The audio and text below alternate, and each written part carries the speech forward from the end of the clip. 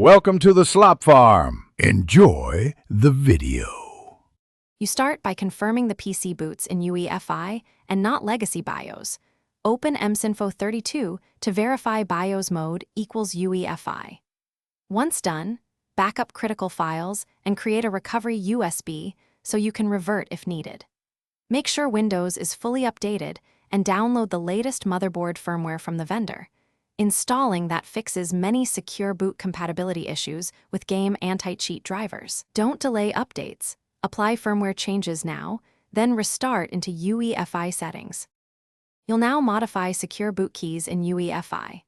Reboot into firmware settings, disable compatibility support module or legacy boot, then set secure boot to setup mode so you can enroll keys. Next, import the platform key PK, key exchange key KEK, and the authorized database, DB, from your motherboard or OS vendor.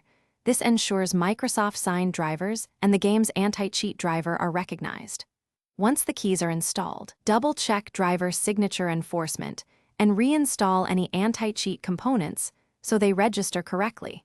You finish by switching Secure Boot out of setup mode back to enabled or standard and saving firmware changes, then reboot into Windows. After boot, verify Secure Boot state in ensthy32 and examine Event Viewer for driver signature or anti-cheat errors. Launch Call of Duty to confirm the anti-cheat initializes properly. If the game still blocks, clear Secure Boot keys, re-enroll the correct PK/KEK/DB sets, or restore from your recovery USB. As a tip, reinstall the anti-cheat with elevated rights before retrying the game. Thanks for watching. Consider subscribing if we helped you today.